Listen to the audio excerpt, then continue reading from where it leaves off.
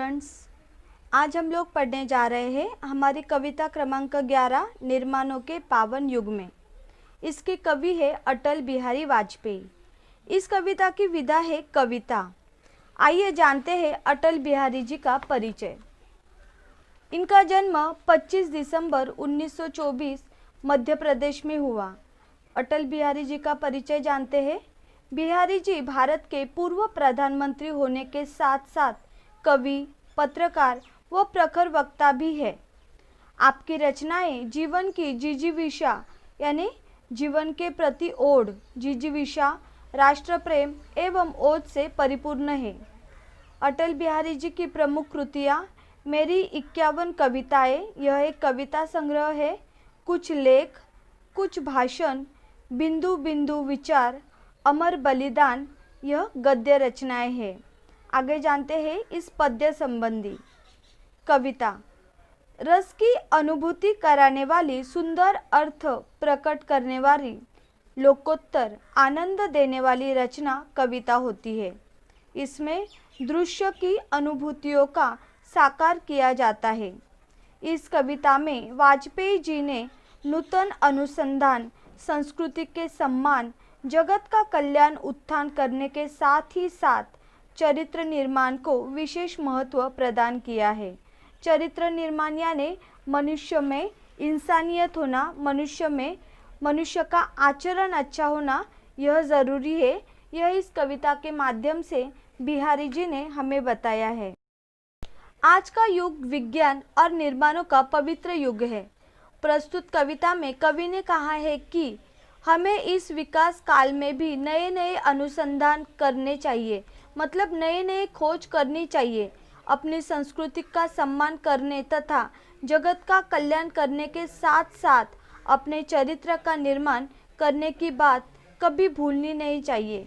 इस कविता के माध्यम से बिहारी जी ने हमें यह बताया है कि भले ही आज हम लोग ऊंचाई पर पहुँचे हैं, ऊंचाई के शिखर पर पहुँचे हैं, हम बहुत सारे अनुसंधानों की खोज कर रहे हैं। हमारी संस्कृति, हमारे अनुसंधान भले ही बहुत आगे निकल गए हैं, लेकिन यह विकास करते हुए भी हमें अपने चरित्र को कभी भी भूलना नहीं चाहिए। हमें हमारा आचरण हमेशा अच्छा ही रखना चाहिए और यह सब करते हुए हमें अपने चरित्र का निर्माण किस तरह करना चाहिए और यह बात हमें कभी भूलनी नहीं चाहिए। यह अटल बिहारी जी ने इस कविता के माध्यम से हमें बताया है। तो आइए जानते हैं इस कविता के माध्यम से अटल बिहारी जी ने हमें क्या बताया है। निर्माणों के पावन युग में कवि अटल बिहारी वाजपेयी। कविता की विधा कविता। निर्माणों के पावन युग में हम चरित्र निर्माण न भूले। निर्माणों के पावन युग में हम चरित्र निर्माण न भूले। स्वार्थ साधना की आंधी में वसुधा का कल्याण न भूले। स्वार्थ साधना की आंधी में वसुधा का कल्याण न भूले। स्वार्थ मतलब खुद के बारे में सोचना, अपना मतलब सिद्ध करना, यह है स्वार्थ साधना। और वसुधा मतलब हमारी भूमि, हमारी धरती माँ। निर्माण मतलब कुछ बनाना, कुछ बनने की क्रिया। पावन मतलब पवित्र, शुद्ध। चरित्र मतलब आचरण। देखिए यहाँ पे कवि क्या कह रहे हैं। कवि कहते हैं कि यह युग निर्माणों का यानी विकास का युग है। यह युग बहुत पवित्र है, पर निर्माणों के साथ साथ चरित्र निर्माण भी बहुत ज़रूरी है, क्योंकि निर्माणों के साथ साथ हमें अपना आचरण भी अच्छा रखना उतना ही आवश्यक है। हमें इस बात को ध्यान में रखना होगा। निर्माणों के सामने हमें चरित्र निर्माण की बात भूलनी नहीं चाहिए। भले ही हम बड़ी से बड़ी खोज क्यों न करें, लेकिन यह खोज करते हुए भी हमें अपने चरित्र, हमारे आचरण को हमेशा अच्छा रखना है। यह बात हमें भूलनी नहीं चाहिए। हर ओर लोग अपना स्वार्थ सिद्ध करने में लगे हैं। जहाँ देखो वहाँ पर लोग सिर्फ अपना ही स्वार्थ देखते हैं, अपना मतलब देखते हैं। कवि कहते हैं कि अपने हित साधना की आंधी में हमें संसार के कल्याण की बात को भूलना नहीं चाहिए। कवि हमें यह बोल रहे हैं कि भले ही आप अपना हित देखो, अपना स्वार्थ देखो, लेकिन अपने इस स्वार्थ साधना की आंधी में अपनी भूमिका, अपनी धरती माँ का कल्याण करना नहीं भूलना चाहिए। आगे देखिए कवि क्या कहते हैं। माना अगम अगाध सिंधु है, संघर्षों का पार नहीं है। माना अगम अगाध सिंधु है, संघर्षों का पार नहीं है, किंतु डूबना मझधारों में साहस को स्वीकार नहीं है। जटिल समस्या सुलझाने को नूतन अनुसंधान न भूले, निर्माणों के पावन युग में हम चरित्र निर्माण न भूले, हम चरित्र निर्माण न भूले। यहाँ पे कवि क्या बोल रहे हैं कि यह सच है कि समुद्र अपार और अथाह है, बहुत बड़ा है। समुद्र में जो जल राशि है वो अथाह है। इसी तरह हमारे जीवन में भी बहुत सारे संघर्ष है, जिसकी उपमा यहाँ पे कवि ने समुद्र के अथाह जल राशि को सामने रखकर दी है कि हमारे जीवन में भी समुद्र के जल राशि की तरह ही बहुत सारे संघर्ष आते जाते रहते हैं, किंतु साहसी व्यक्ति को अपना संघर्ष बीच मझधार यानी बीच में ही छोड़ देना मंजूर नहीं है। जो व्यक्ति साहसी है वह कभी भी अपना संघर्ष बीच मझधार यानी बीच में ही नहीं छोड़ेगा। पेचीदा समस्याओं को सुलझाने के लिए हमें नए नए अनुसंधानों का उपयोग करना चाहिए। कवि कहते हैं कि जटिल समस्याओं को, पेचीदा समस्याओं को सुलझाने के लिए, उन्हें हल करने के लिए हमें नए नए अनुसंधानों की, नई नई खोज, नई नई जांच पड़ताल करनी चाहिए। लेकिन यह सब करते हुए भी हमें इस निर्माण के पावन युग में अपने चरित्र का, अपने आचरण का अच्छा रखना यह नहीं भूलना चाहिए। निर्माणों के पावन युग में हम चरित्र निर्माण न भूले, स्वार्थ साधना की आंधी में वसुधा का कल्याण न भूले। निर्माणों के इस पावन युग में हम भले कितनी भी बड़ी से बड़ी खोज क्यों न करें, लेकिन यह खोज करते हुए, सिर्फ अपने बारे में सोचते हुए हमें अपने वसुधा का, हमारे धरती माँ का कल्याण करने की भावना, उसकी भलाई सोचने की भावना कभी भी भूलनी नहीं चाहिए। हमें अपने चरित्र का, अपने आचरण को हमेशा अच्छा रखना है, यह बात हमें भूलनी नहीं चाहिए।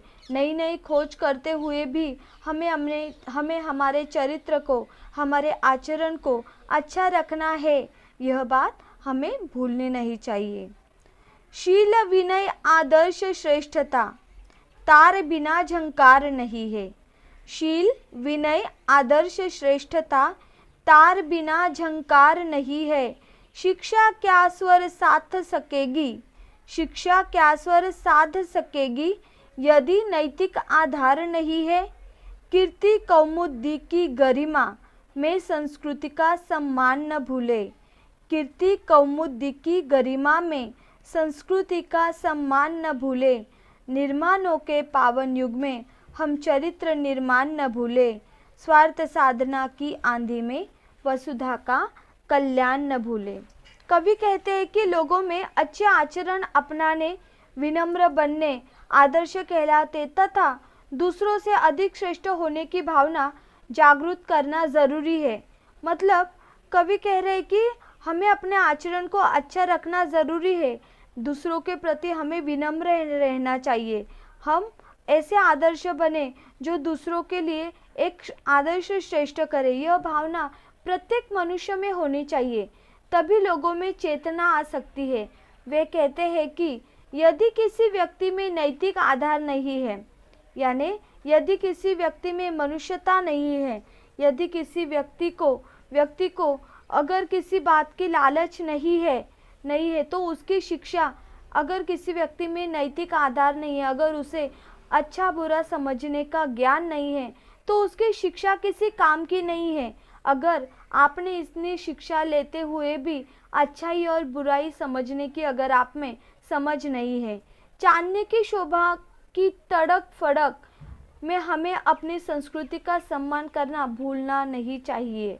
कवि कहते हैं कि भले ही बाहरी दिखावा बहुत हो, बाहरी चमक धमक बहुत हो, लेकिन इस बाहरी चमक धमक में भी हमें अपने संस्कृति का निर्माण करना नहीं भूलना चाहिए। हमें अपने कल्याण के साथ हमारे वसुधा का कल्याण करना, हमारी भूमि का, हमारी पृथ्वी का कल्याण करना नहीं भूलना चाहिए।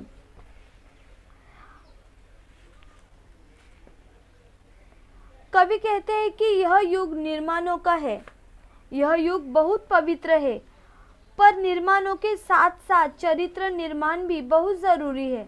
कवि कहते हैं कि हाँ, यह सच है कि यह युग नए नए अनुसंधान खोजने का युग है। यह युग बहुत पवित्र है। इस युग में लोग ऊंचाई पर जा पहुँचे हैं। नए नए अनुसंधानों की लोगों ने खोज की है, पर निर्माणों के साथ साथ हमें अपने चरित्र का निर्माण भी करना नहीं भूलना चाहिए। हमें हमारा आचरण अच्छा रखना भी नहीं भूलना चाहिए। हमें इस बात को ध्यान में रखना होगा। निर्माण के सामने हमें चरित्र निर्माण की बात भूलनी नहीं चाहिए। हर ओर लोग अपना स्वार्थ सिद्ध करने में लगे हैं। कवि कहते हैं कि हर ओर लोग अपना ही स्वार्थ, अपने बारे में ही सोचने में लगे हुए हैं। हर कोई सिर्फ अपने बारे में पहले सोचता है, बाद में किसी और के बारे में। लेकिन कवि क्या कह रहे हैं कि अपनी हित साधना की आंधी में हमें संसार के कल्याण की बात को भूलना नहीं चाहिए। हमें अपना हित तो ढूंढना ही है। अपना स्वार्थ पूर्ण करो, लेकिन अपना स्वार्थ पूर्ण करते हुए तुम अपने संसार का, अपने समाज का कल्याण करना मत भूलना। अपने चरित्र का निर्माण करना, अपने चरित्रों को अच्छा रखना है, यह बात मत भूलना। आविष्कारों की कृतियों में यदि मानव का प्यार नहीं है, आविष्कारों की कृतियों में यदि मानव का प्यार नहीं है, सृजनहीन विज्ञान व्यर्थ है, प्राणी का उपकार नहीं है। भौतिकता के उत्थानों में जीवन का उत्थान न भूले।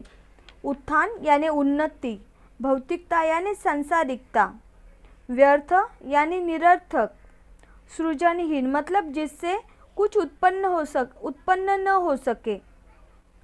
निर्माणों के पावन युग में हम चरित्र निर्माण न भूले, स्वार्थ साधना की आंधी में वसुधा का कल्याण न भूले। एक बार फिर से पढ़ेंगे ये पंक्तियाँ। आविष्कारों की कृतियों में यदि मानव का प्यार नहीं है, सृजनहीन विज्ञान व्यर्थ है, प्राणी का उपकार नहीं है। भौतिकता के उत्थानों में जीवन का उत्थान न भूले, निर्माणों के पावन युग में हम चरित्र निर्माण न भूले, स्वार्थ साधना की आंधी में वसुधा का कल्याण न भूले, वसुधा का कल्याण न भूले। कवि कहते हैं कि आविष्कारों से जिन वस्तुओं का निर्माण हुआ है, यदि वे मानव के, मनुष्य के किसी काम की नहीं है, उनसे अगर प्राणियों का, मनुष्य का कोई भला नहीं होता है, तो यह विज्ञान किस काम का, तो यह विज्ञान व्यर्थ है। अगर हमने इतनी खोज की, इतने अनुसंधान ढूंढे हैं और उस अनुसंधानों से यदि किसी मनुष्य का भला नहीं हो रहा, तो विज्ञान किसी काम का नहीं है। इसे सृजनहीन ही कहा जाएगा। इस विज्ञान को सृजनहीन कहा जाएगा जिससे कुछ उत्पन्न नहीं हुआ है। कवि कहते हैं कि भौतिक तड़क फड़क में, बढ़ते प्रभाव में आकर हम अपने जीवन का उत्थान करना न भूले। कवि कह रहे हैं कि हमें आजू बाजू के भौतिकता, संसारिकता में जो ऊंचाई तक लोग पहुंच गए हैं, जो नई नई खोज हो गई है, उसे देखकर अपने जीवन का उत्थान करना नहीं भूलना चाहिए, अपने जीवन की उन्नति करना नहीं भूलना चाहिए। भले ही हम बड़ी से बड़ी खोज क्यों न करें, लेकिन यह करते हुए भी हमें अपने जीवन की उन्नति करनी नहीं भूलनी चाहिए। कवि कहते हैं कि यह युग निर्माणों का यानी विकास का युग है। यह युग बहुत पवित्र है, पर निर्माणों के साथ साथ चरित्र निर्माण भी बहुत आवश्यक है। हमें अपने चरित्र का निर्माण भी इस युग में करना बहुत ज़रूरी है। हमें इस बात को ध्यान में रखना होगा। निर्माण के सामने हमें चरित्र निर्माण की बात कभी भूलनी नहीं चाहिए। हर ओर लोग अपना स्वार्थ सिद्ध करने में लगे हैं। जहाँ देखो वहाँ लोग सिर्फ अपने बारे में ही सोच रहे हैं। कवि कहते हैं कि अपने हित साधना की आंधी में सिर्फ स्वयं के बारे में सोचने की ये जो आंधी संसार में आई है, इस आंधी में हमें संसार के कल्याण की बात को भूलना नहीं चाहिए। यानी कवि कह रहे हैं कि हम भले ही ऊंचाई के शिखरों पर क्यों ना जा पहुँचे हो, हम भले ही बहुत सारे अनुसंधानों की खोज क्यों ना कर रहे हो, हम विज्ञान में एकदम आगे क्यों ना बढ़ गए हो, लेकिन यह करते हुए भी हमें अपना आचरण, हमेशा अच्छा रखना चाहिए, क्योंकि यह न हो कि हम विज्ञान में तो आगे बढ़ जाए लेकिन चरित्र निर्माण न करने की वजह से हम अपना चरित्र, अपना अच्छा आचरण ही खो बैठे। और अगर ऐसा हुआ तो यह विकास किस काम का है। और अगर ऐसे अनुसंधान खोजे हैं जो मनुष्य के किसी काम के नहीं, तो ऐसे अनुसंधान भी किसी काम के नहीं। इसीलिए कवि हमें बता रहे हैं कि हमें बड़ी से बड़ी खोज करनी चाहिए, हमें ऊंचाई के शिखरों पर पहुंचना चाहिए, लेकिन इस शिखरों पर जाते वक्त हमें अपने चरित्र निर्माण की बात नहीं भूलनी चाहिए। अपने स्वार्थ के बारे में सोचते हुए भी हमें संसार का, अपने मातृभूमि का कल्याण करना नहीं भूलना चाहिए। तो इस तरह से अटल बिहारी जी ने इस कविता के माध्यम से आज जिस तरह से हम प्रगति की ऊंचे शिखरों पर जा रहे हैं, नए नए अनुसंधानों की खोज कर रहे हैं, यह बताया है। लेकिन उसी के साथ साथ कहीं पर मनुष्य अपने चरित्र को अच्छा रखना भूल रहा है। इसीलिए शायद अटल बिहारी जी ने अपने इस कविता के माध्यम से यह संदेश दिया है कि हमें अपने अनुसंधान तो ढूंढने चाहिए, हमें ऊंचाई के शिखरों पर पहुंचना चाहिए, लेकिन इस ऊंचाई तक पहुंचने तक हमें अपने चरित्र का, अपने आचरण का निर्माण, अपने आचरण को अच्छा रखना भी नहीं भूलना चाहिए। क्योंकि यदि मनुष्य में मनुष्यता रहेगी तो ही इस विकास का कुछ महत्व रहेगा। क्योंकि अगर मनुष्य में मनुष्यता ही खत्म हो जाएगी तो इस अनुसंधानों का, इस विज्ञान का कुछ उपयोग नहीं होगा। तो इस तरह से अटल बिहारी जी ने इस कविता के माध्यम से हमें अपने चरित्र के बारे में, हमें अपने में नीतिमत्ता रखने के बारे में बताया है। और हमें हमेशा अपना चरित्र, हमारी नीतिमत्ता अच्छी रखनी चाहिए एवं हमें खुद के कल्याण के साथ साथ दूसरों का भी कल्याण करने के बारे में सोचना चाहिए, यह बताया है। इस कविता में आए कठिन शब्द मैंने दिए हैं, यह आप अपने पुस्तक में अंडरलाइन करके लिख लीजिएगा। धन्यवाद।